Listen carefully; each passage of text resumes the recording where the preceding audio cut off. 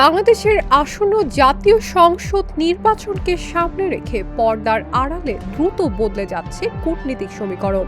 প্রকাশ্যে খুব বেশি বলা না হলেও যুক্তরাষ্ট্র এবং ভারতের মধ্যে সাম্প্রতিক উচ্চ পর্যায়ের যোগাযোগ ইঙ্গিত দিচ্ছে ঢাকা এখন ওয়াশিংটন এবং দিল্লির জন্য আগের চেয়েও বেশি গুরুত্বপূর্ণ। এই সপ্তাহে ওয়াশিংটনে যুক্তরাষ্ট্রের পররাষ্ট্রমন্ত্রী মার্কো রুবিও এবং ভারতের পররাষ্ট্রমন্ত্রী এস জয়শঙ্করের বৈঠক দিয়ে শুরু হয় আলোচনার নতুন পর্ব। বৈঠকে বাংলাদেশ এবং মিয়ানমারের পরিস্থিতি নিয়ে বিস্তারিত আলোচনা হয়, কূটনীতিক সূত্রে জানা গেছে। এরপর খুব অল্প সময়ের ব্যবধানে ঢাকায় ঘটে আরও একটি গুরুত্বপূর্ণ ঘটনা।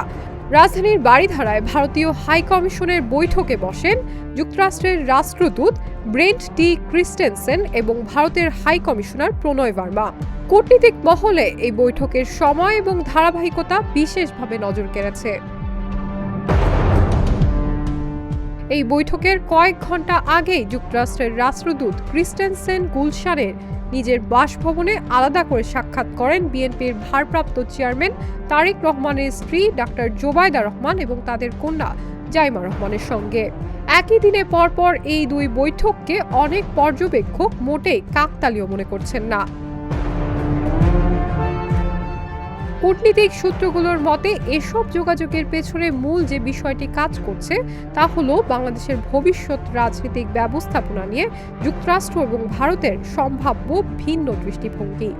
গুঞ্জন রয়েছে ওয়াশিংটন এমন একটি রাজনৈতিক বাস্তবতার প্রতি আগের চেয়ে বেশি উন্মুক্ত যেখানে বাংলাদেশ জামায়াতে ইসলামী একটি গুরুত্বপূর্ণ ভূমিকা নিতে পারে।